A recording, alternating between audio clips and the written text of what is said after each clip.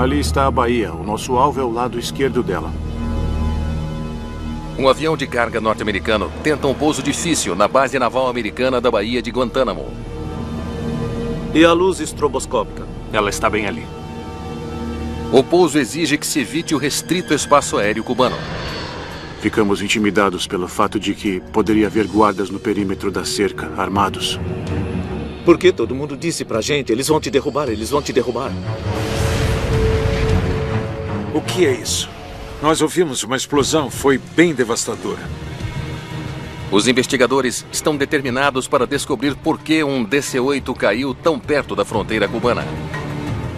Para destruir um DC-8 como esse, era preciso haver um impacto altamente energético. Potência máxima! Potência!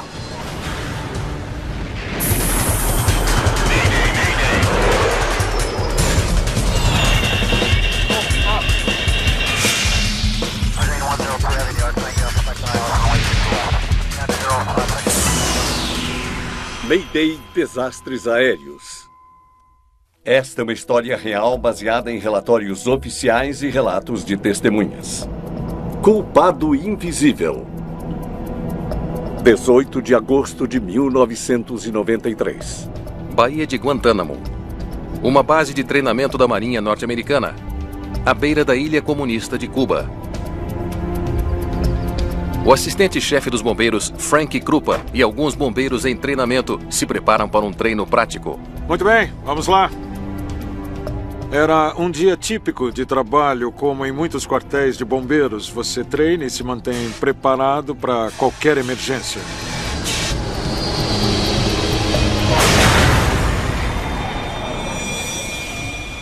Nós ouvimos uma explosão forte o suficiente para sacudir o chão. Eu vi a bola de fogo no final da pista. Vamos logo! Sabíamos que algo estava errado e fomos para o nosso caminhão. Fomos informados de que por volta das 17 horas teríamos o pouso de um DC-8. Vamos! Esse era um DC-8 de carga. Normalmente haveria 3 pessoas na aeronave. E esse é o tipo de aeronave com muito combustível a bordo. O jato DC-8 caiu 400 metros adiante da pista. Ao descer pela pista, eu passei por peças da aeronave antes mesmo de chegar ao lugar do acidente em si. Foi bem devastador e eu não esperava que houvesse sobreviventes. Os destroços estão espalhados por uma área enorme.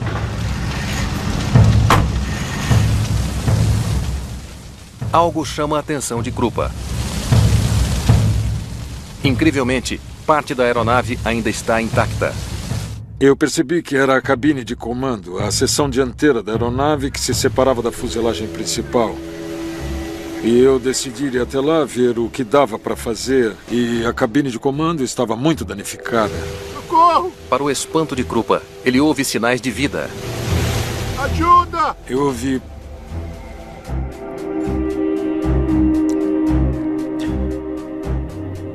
esses gritos de socorro. Ajuda! Socorro! Tem alguém aí! Socorro! Socorro! Foi então que eu pude ouvir os gemidos das pessoas lá dentro do avião e eu percebi que alguém havia sobrevivido. Temos sobreviventes. Eu peguei o rádio e falei para eles deixarem o veículo e virem que nós tínhamos sobreviventes e precisávamos começar o resgate. Krupa abre um caminho até a cabine de comando danificada.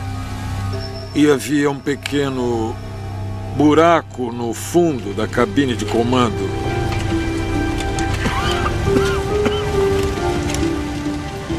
Tudo bem, pessoal? Nós vamos tirar vocês daí. Aguentem firme. Depressa! Ele descobre 3 pessoas na cabine de comando. Todas sobreviveram, mas por pouco. Tira a gente daqui. Socorro, me ajudem. Todos estavam gravemente feridos, com muitos traumatismos, e eles estavam chorando e gemendo. Por favor, nos ajude. Por favor. São o copiloto Thomas Curran, o engenheiro de voo David Richmond e o comandante James Chapel. Eu não me lembro do exato momento de bater no chão, não. Nós tivemos sorte, sabe? Nos disseram que o DC-8 foi construído para separar a cabine de comando do resto do avião. E com certeza foi onde ele se partiu e nós rolamos para a frente.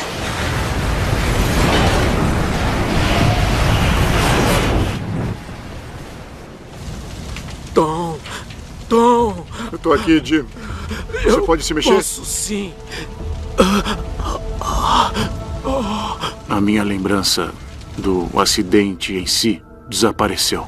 Por favor, nos ajudem. Me disseram que quando o avião atingiu o solo, uma pedra enorme atravessou a cabine por entre os pedais do leme, que quebrou os pedais do leme e feriu gravemente as minhas pernas.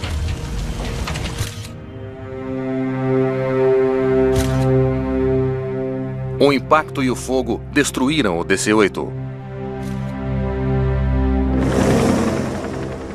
Os 3 pilotos sobreviventes são levados para um hospital em Miami. Descobrimos mais tarde que o Departamento de Estado contatou o governo cubano e recebeu permissão para transportar esses membros da tripulação através do espaço aéreo cubano para economizar tempo e levá-los a Miami.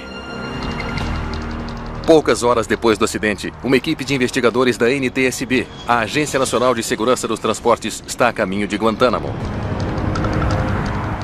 Fomos notificados de que houve um acidente de avião na Baía de Guantánamo. Baía de Guantánamo, a pérola das Antilhas. Em 1993, a Baía de Guantánamo era uma pequena base naval norte-americana cercada pela Cuba comunista. A base permaneceu sob controle americano mesmo após a Revolução Comunista de 1959. Mas Cuba teve algum papel no acidente?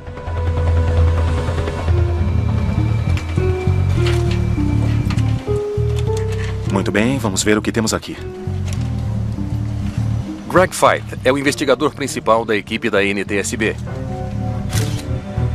Ele sabe que o avião de carga acidentado é um DC-8 operado por uma transportadora norte-americana. Ele era operado pela American International Airways, que, na verdade, é de propriedade de uma empresa chamada Coney Calita Inc.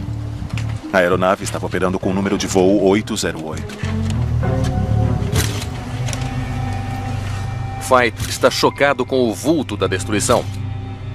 É sempre uma visão devastadora quando você vê uma máquina magnífica toda despedaçada.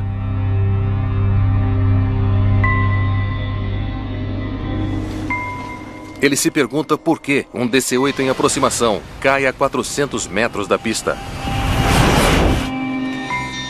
Aqui, dá uma olhada. Os investigadores examinam os destroços em busca de pistas que poderiam explicar por que a aeronave desceu tão violentamente. Temos que checar o motor, asas, ailerons, leme. Vamos lá. As 2 caixas pretas foram encontradas. Ao vasculhar os destroços, os investigadores recuperam as 2 caixas pretas. Não, só ligeiramente danificadas. Uma das principais ferramentas para os investigadores de grandes aeronaves de transporte é o gravador de voz da cabine e também o gravador de dados de voo. Sim, estão indo para você agora mesmo. Os investigadores enviam as caixas para o laboratório da NTSB em Washington para análise. Isso, o local todo, correto. Queríamos saber como estava o desempenho do avião e podíamos checar isso com o gravador de voz da cabine para saber o que a tripulação estava falando, o que eles estavam vendo e se havia algum problema. Enquanto esperam pelos dados da caixa preta, os investigadores entrevistam testemunhas para tentar entender o que houve com o voo 808. Então, você viu tudo, é isso? Eu vi a aproximação. Eles descobrem que os pilotos de um transporte da Marinha Americana testemunharam os momentos finais do avião. Aí vem ele. Olha. Na 10. Eles estavam perto da pista quando o voo 808 iniciou a aproximação. Foi sorte nossa ter uma tripulação de C-130, então nós tínhamos alguns pilotos qualificados observando o DC-8 enquanto ele estava tentando pousar na pista 10. O DC-8 estava virando para a pista quando algo deu errado. Eles disseram que enquanto observavam o avião se virando na direção da pista 10, o ângulo de inclinação aumentava continuamente. Ele não vai conseguir. Não mesmo. Na Baía de Guantánamo, em Cuba, os pilotos da Marinha norte-americana que observavam o voo 808 se aproximar para o pouso perceberam que ele estava em apuros. Vai, nivela, homem, nivela! Normalmente você não quer virar mais do que 10, 20 graus na aproximação final. Eles observaram esse avião ir de 30 graus para 40 graus, para 50 graus, 60 graus e ficaram muito surpresos. Então eles viram as asas ficarem uns 90 graus em relação ao horizonte. O nariz desceu e o avião depois bateu no chão.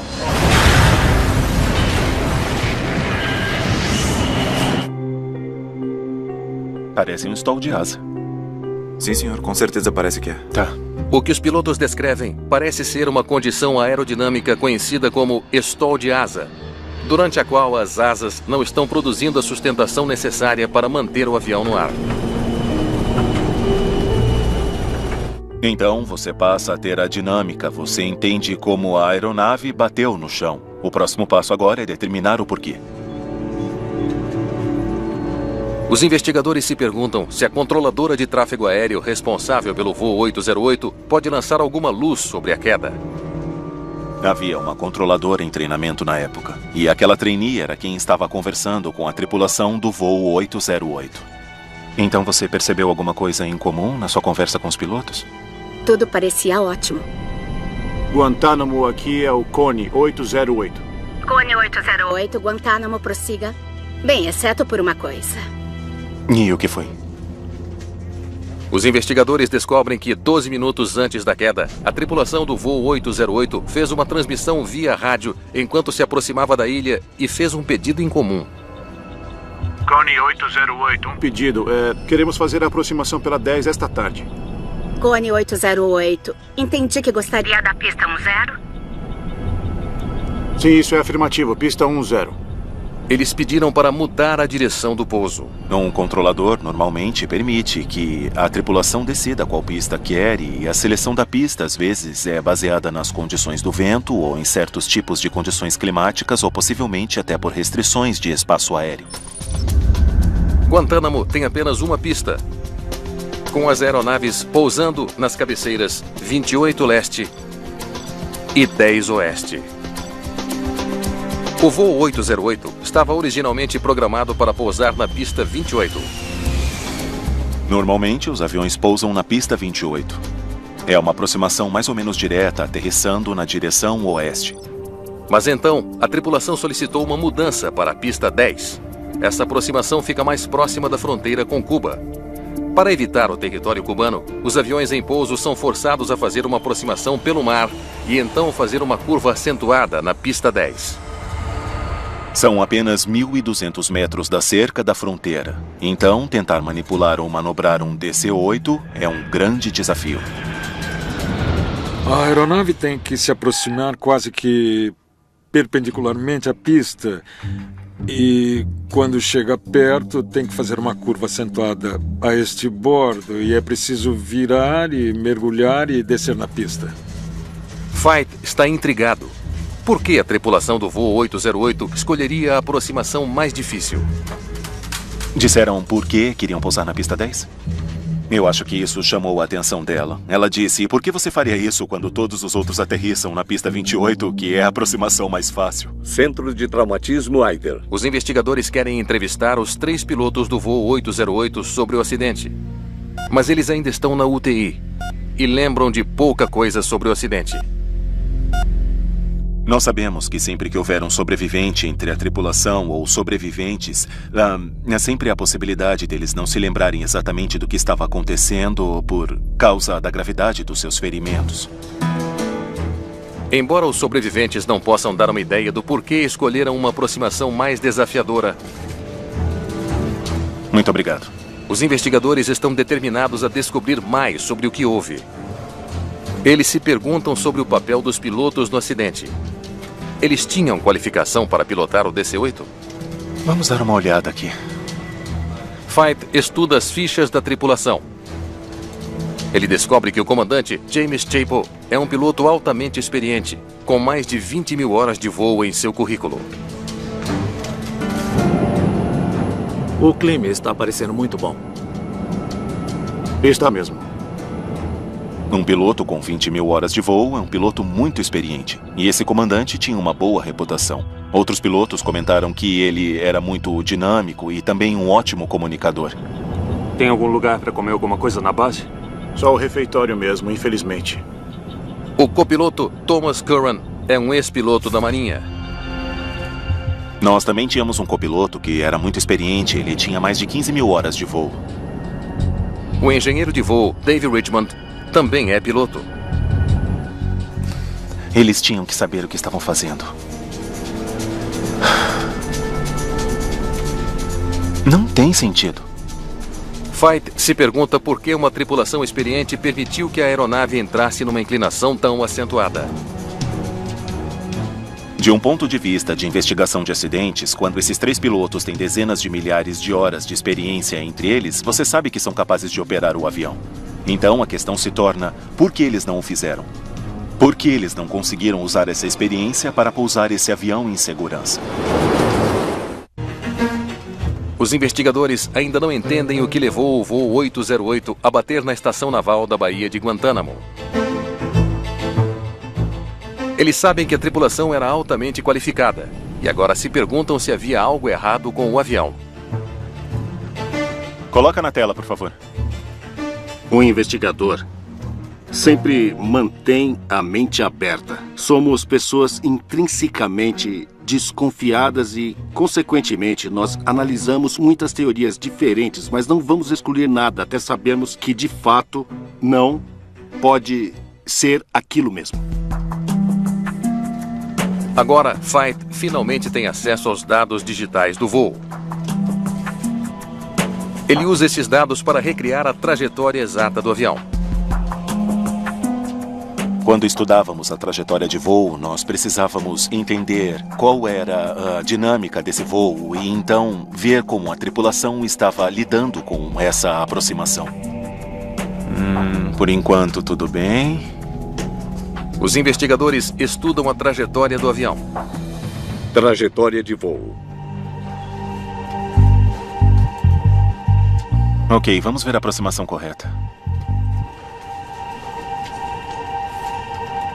Eles iniciaram a curva tarde demais e nunca se recuperaram. A curva mal feita significou que a tripulação do voo 808 teve que levar a aeronave a uma inclinação cada vez maior para que ela pudesse se alinhar com a pista. O piloto aumentou a inclinação, tentando salvar aquela curva e alinhar a aeronave. Mas a inclinação muito acentuada estava reduzindo a capacidade do avião de ficar no ar.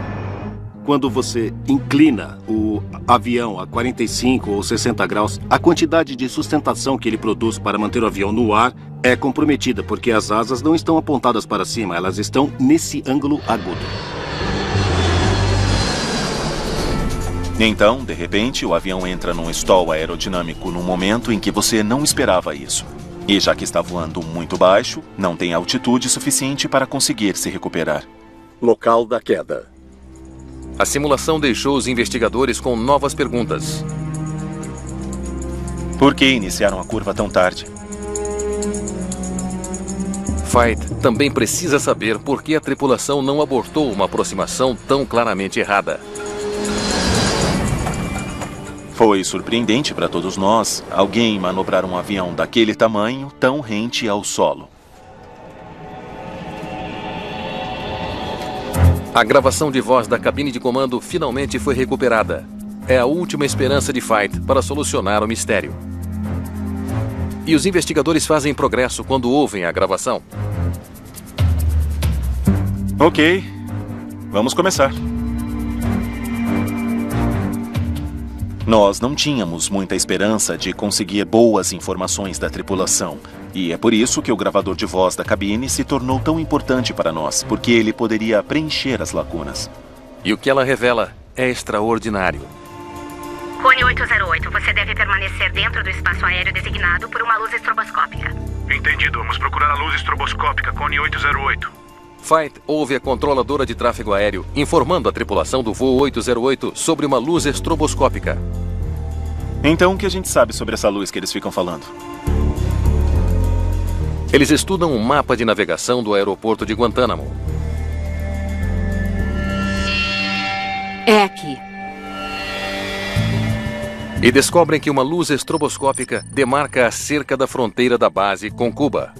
Na aproximação para a pista 10, há certas referências visuais que a tripulação deveria usar para se alinhar para não sobrevoarem o espaço aéreo restrito. Uma dessas referências era uma luz estroboscópica de alta intensidade montada ao longo da cerca da fronteira. Eles vão nos dar a 28? Sim, se estiver disponível. Os investigadores escutam a tripulação falando sobre o uso da pista mais fácil, de número 28, para o pouso. De início, eles tinham se alinhado para 28 e essa seria a pista de pouso deles. Por que eles mudaram para 10? Vamos fazer a aproximação pela pista 10. Só por fazer mesmo e ver como é. Se a gente errar, a gente simplesmente volta e pousa na 28. Ok. Para a fita. Para ver como é? Por isso ele está pousando na pista 10? Fait fica surpreso com a decisão do comandante de usar a pista 10. Quando eu ouvi o comentário do comandante, por que a gente não tenta a pista 10 só por tentar mesmo? E eu fiquei pensando, você não faz coisas só por fazer num avião desse tamanho. Eu acho que isso pegou todo mundo de surpresa. Os investigadores descobrem que nenhum dos pilotos já havia pousado um DC-8 em Guantánamo. Eles se perguntam se o comandante sabia que a pista 10 era uma aproximação mais complicada do que a pista 28. Eles estudam os procedimentos da companhia aérea. Tiveram que assistir a um vídeo.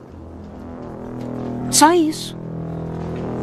Devido à dificuldade de aterrissar em Guantánamo, os pilotos militares precisam de treinamento especial para pousar na pista 10. Mas a companhia aérea exigiu apenas que seus pilotos civis assistissem a um vídeo curto. Exerça extrema cautela ao pousar na pista 10. Registros mostram que o comandante e o copiloto assistiram ao vídeo de treinamento havia menos de um ano.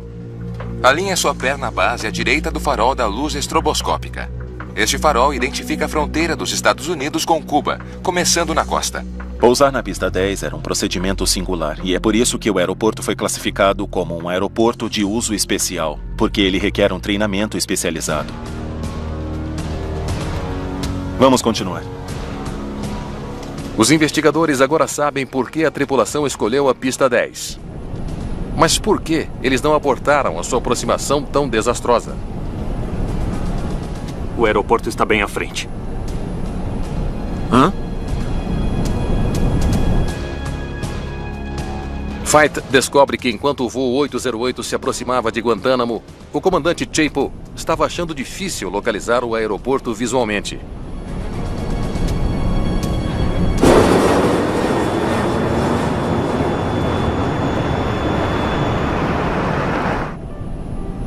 Ali está a Bahia. Nosso alvo é o lado esquerdo dela.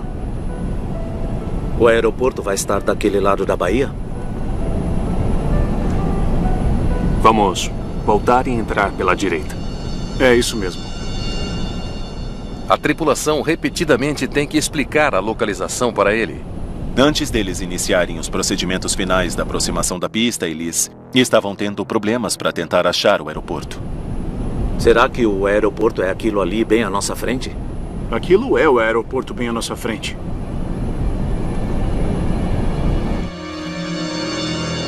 Qual o problema desse cara? Será que o aeroporto é aquilo ali bem à nossa frente? O comandante parece alienado.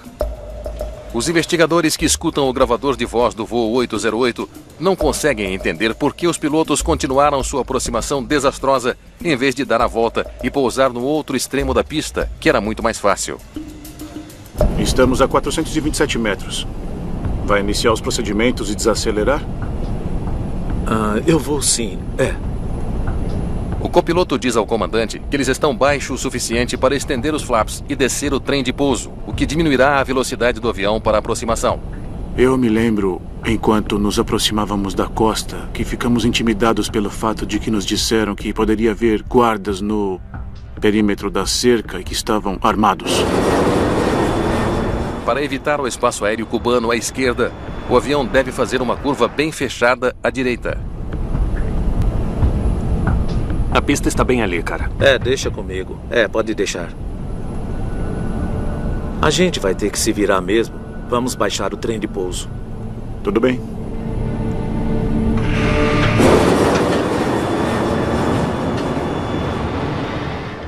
A tripulação parece cada vez mais ansiosa ao lembrar o comandante que ele deve preparar a aeronave para o pouso. A dinâmica na cabine de comando mudou quando eles começaram a entrar nessa situação de grande ansiedade e estresse. Baixa a velocidade do ar. O avião estava ficando mais lento, estava numa condição de alto arrasto. Adequada para pouso, mas ela requer muita potência. Mas, estranhamente, o comandante ignora o aviso de acelerar. Baixa a velocidade do ar. Deveriam estar falando sobre dar a volta. Esse comandante ficou numa posição em que acabou tentando salvar uma situação ruim quando deveria ter abortado a aproximação. E a luz estroboscópica? Está bem ali. Onde? Está bem ali. Onde? O comandante não consegue localizar a luz estroboscópica que demarca a fronteira cubana. Por que todo mundo disse pra gente? Eles vão te derrubar, eles vão te derrubar. Olha, a velocidade do ar está muito baixa. O engenheiro de voo percebe que o avião está 10 nós mais lento do que devia. E a luz estroboscópica? Está bem ali embaixo. Eu ainda não vejo. Em vez de aumentar a velocidade, o comandante continua tentando encontrar a luz estroboscópica. Era uma condição clara de que a velocidade do ar estava abaixo do que o engenheiro de voo considerava aceitável. E o comandante ainda estava obcecado em tentar achar a luz estroboscópica. Eu ainda não vejo. Ele está obcecado por aquela luz. De repente, você perde o copiloto e o engenheiro de voo na conversa e então quem praticamente está dominando é o comandante. Ele se tornou autônomo naquela cabine de comando dizendo: eu vou fazer isso, nós vamos fazer isso, eu estou tentando achar a luz estroboscópica. Mas o que é isso? A gente nunca vai conseguir. Hã? O engenheiro de voo pode ver que o DC-8 não está corretamente alinhado para o pouso. Acha que vai conseguir? Claro! Se eu achar a luz estroboscópica. O copiloto também está preocupado. O copiloto e o engenheiro de voo, eles só desafiaram o comandante através do que eu chamo de indiretas e esperanças, onde eles davam sugestões.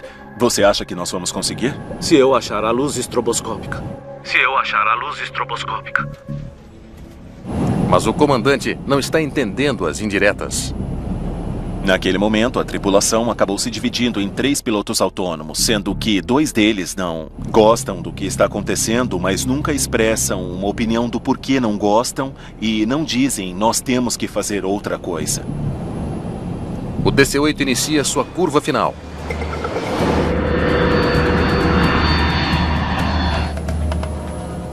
Mas o comandante ainda não consegue ver a pista.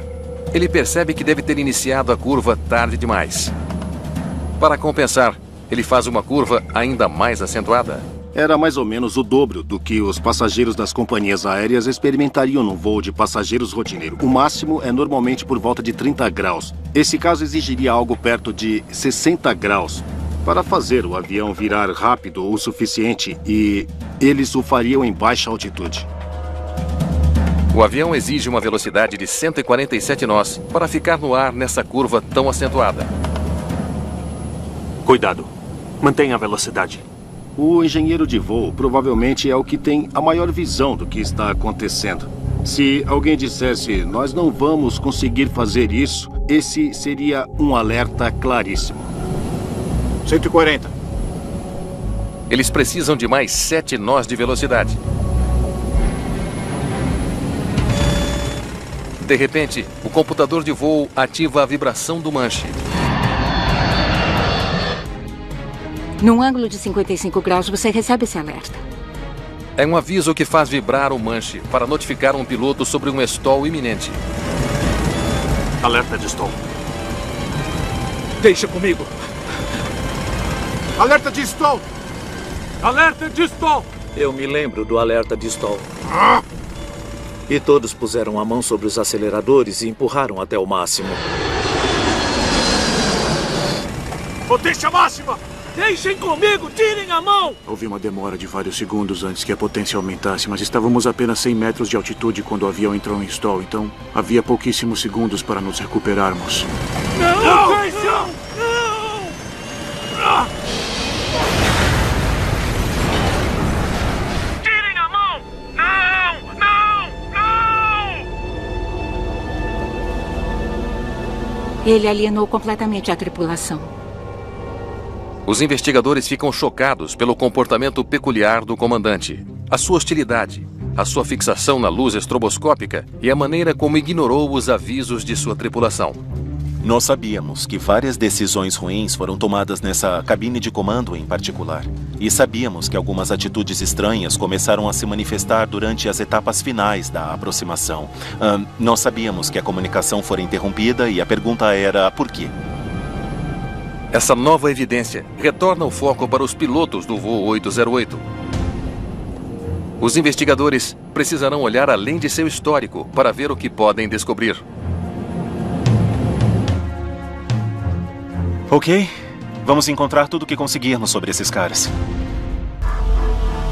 Greg Feith estuda as escalas e os diários de bordo de pilotos da tripulação do DC-8 para ver se eles oferecem alguma pista sobre o comportamento estranho dos 3 pilotos. O que é isso aqui? Como parte da pesquisa do desempenho da tripulação, normalmente fazemos um retrospecto de 72 horas na tripulação. Nós pesquisamos as últimas 72 horas. Pesquisamos o que fizeram durante a folga, quando vieram trabalhar e vemos que tipo de voo eles tinham feito antes do acidente. Feith descobre que no dia anterior ao acidente, a tripulação iniciou o seu turno no aeroporto de Dallas-Fort Worth à meia-noite e voou a noite toda. E eles cruzaram o país, antes de voltarem à sua base em Atlanta, pouco antes das 8 da manhã. São empresas de carga de voos noturnos. Elas só voam à noite, o que é bem típico no transporte de carga.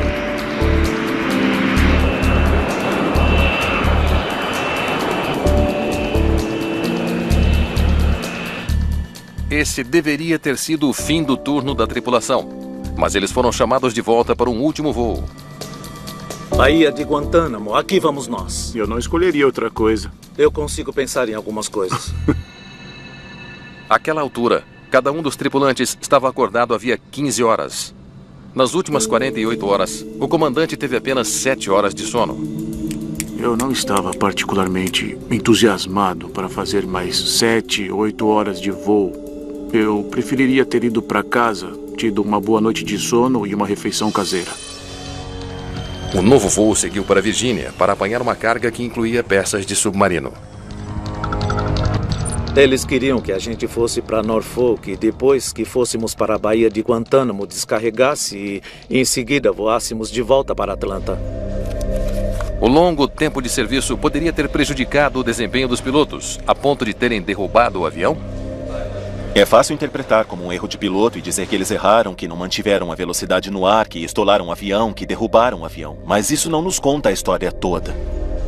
Os investigadores pedem ajuda à NASA para analisar os padrões de sono da tripulação do DC-8. Obrigado por nos ajudar com isso. Mark Rosekind comanda esse trabalho. Ele é o chefe do programa de contramedidas de fadiga da NASA. Sabíamos que a fadiga era um risco, então nós sabíamos que coisas ruins já estavam acontecendo a bordo. Mas o problema era como demonstrar que a fadiga desempenhou um papel nessa queda. Rosekind calcula quantas horas de sono a tripulação teve nos poucos dias que antecederam o acidente.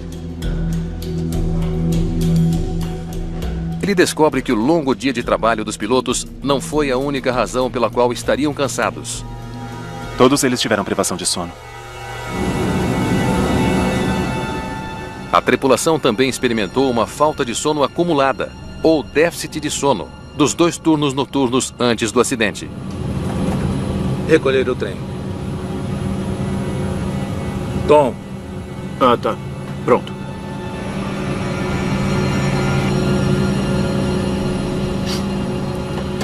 O que a maioria das pessoas não percebe é que quando você perde o sono, isso vai criando um déficit de sono. E você deve pensar nisso como uma conta bancária. É como entrar no vermelho.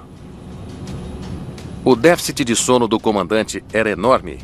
Ele teve apenas 15 horas de sono nas 72 horas anteriores. E ampliando o efeito da fadiga e do déficit de sono, havia os relógios biológicos da tripulação, conhecidos como ritmos circadianos. Nós temos um relógio no nosso cérebro e esse relógio biológico controla tudo 24 horas por dia. Então, assim que os seres humanos alteram esse padrão, como tentar trabalhar à noite e depois dormir durante o dia, eles basicamente se opõem à sua biologia para fazer isso. E isso tem um custo. Voar à noite e dormir durante o dia estava causando estragos nos ritmos circadianos da tripulação. Cone 808. Entendi que gostaria da pista 10? Isso é afirmativo. Pista 10. Rosekind determina que os efeitos danosos seriam mais intensos entre as 15 e as 17 horas. Precisamente quando o voo 808 se aproximava da Baía de Guantánamo. Tudo o que você é como um ser humano é degradado ou prejudicado de algum jeito. A sua memória, a sua tomada de decisão, a sua vigilância, o seu tempo de reação, as suas habilidades de comunicação, seja o que for, cada uma dessas coisas é degradada e é potencialmente prejudicada de 20% a 50%.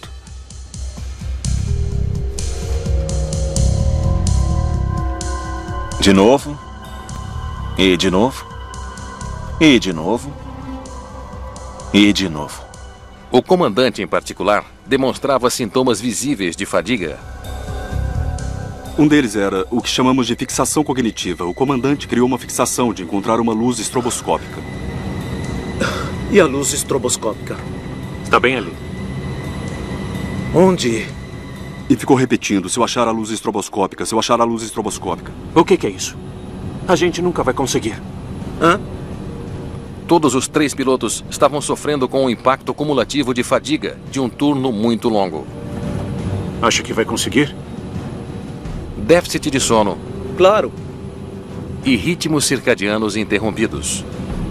Mesmo só um deles poderia colocá-los em risco, mas toda a tripulação estava realmente sofrendo de fadiga no momento do acidente. O que os investigadores descobriram levanta uma questão preocupante. Por que uma tripulação privada de sono, sofrendo de fadiga, aceitou o voo de última hora para Guantánamo? Depois de uma longa recuperação no hospital, os investigadores finalmente podem entrevistar a tripulação do voo 808, que ficou gravemente ferida. Finalmente, eles terão a chance de ouvir o lado da história da tripulação. Eu estava cansado, estávamos todos cansados. Vocês não tinham que aceitar o voo. Tecnicamente não, mas nós realmente não tivemos escolha. Se você se recusasse a fazer uma viagem, você realmente ia ouvir um monte de reclamações do chefe. Então decidimos fazer a viagem. A indústria da carga é conhecida por ser extremamente agressiva. Eles rotineiramente forçam as tripulações até os limites das horas de serviço. Portanto, há essa sensação constante de uma filosofia quase militar, do tipo, nós precisamos fazer isso, e que se torna a cultura corporativa. Você tem pilotos que pensam da mesma maneira. Eu farei o que for preciso para fazer as coisas acontecerem. Por quê? Porque existe esse medo de intimidação e da perda de emprego. É mais ou menos como, se não fizer, eu encontro quem faça.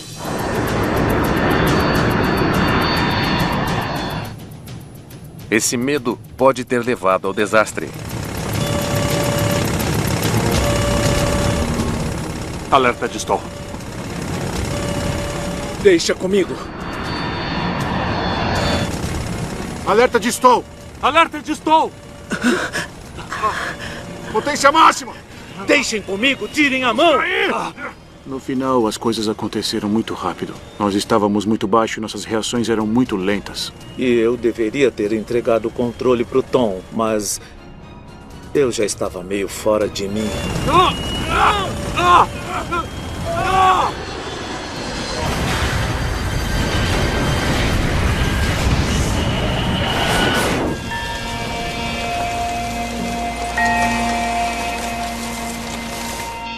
Mesmo assim, ainda me incomoda, porque eu era o comandante. Você sabe, o comandante cometeu um erro. E isso é uma coisa difícil de se conviver. Os investigadores descobrem uma trágica peça final do quebra-cabeça. A luz estroboscópica que o comandante Chapel passou tanto tempo procurando nem estava funcionando naquele dia. E ninguém disse à controladora que o estroboscópico estava quebrado. Ela nunca disse a eles que estava inoperante. E a luz estroboscópica? Então, eles estavam tentando encontrar algo que não existia. E quando viram algo brilhar lá fora, o que eles pensaram que seria a luz era, na verdade, o telhado de zinco de uma pequena cabana. Eles presumiram que era a luz estroboscópica. Em seu relatório final sobre o acidente do voo 808, Greg Feith enfatiza o papel central desempenhado pela fadiga. Esse acidente que aconteceu na Baía de Guantánamo com essa tripulação criou um precedente. Foi o primeiro acidente de avião comercial causado por fadiga. Não com a fadiga contribuindo para o acidente, mas na verdade causado por fadiga. E a indústria tomou conhecimento. Um quarto de século após o acidente, o comandante Jim Chapel e o copiloto Tom Curran finalmente encontram o homem que os tirou dos destroços. O bombeiro Frank Krupa, que foi condecorado por seu trabalho naquele dia. Ei! Aguente firme! Ajude-nos, por favor! Nos tire daqui, por favor! Eu conheço esses velhos Me aqui. deixe abraçar você. Muito obrigado, Bem. Eu sou um deles, hein? Eu estou representando a equipe. Muito obrigado, Frank. Sim, foi o pior acidente de avião que eu socorri. Mas os caras sobreviveram. E...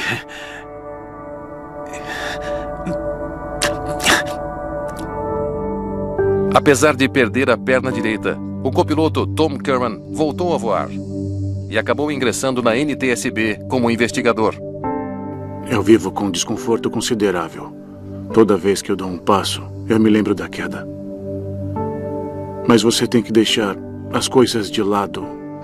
Você pode decidir ir em frente, ou você pode hibernar, cair no esquecimento, mas essa não é a minha personalidade. O comandante James Chapel sofreu ferimentos nas costas e nunca mais voltou a voar comercialmente. Sabe, eu penso muito no que aconteceu e eu gostaria que as pessoas percebessem que poderia acontecer com elas. Se você está fatigado, ligue e avise que não vai trabalhar. O engenheiro de voo David Richmond, que ficou gravemente ferido, recuperou a saúde e passou a comandar voos comerciais de carga. No rescaldo do acidente com o voo 808, a Administração Federal de Aviação reforça os regulamentos sobre exigências de sono da tripulação.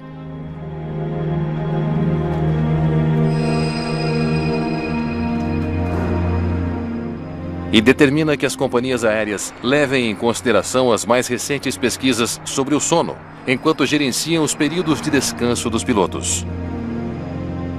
Hoje, os limites de tempo de turno têm um embasamento científico muito maior. Como indústria, somos melhores em relação a esse tipo de coisa hoje, mas nós ainda podemos melhorar e devemos.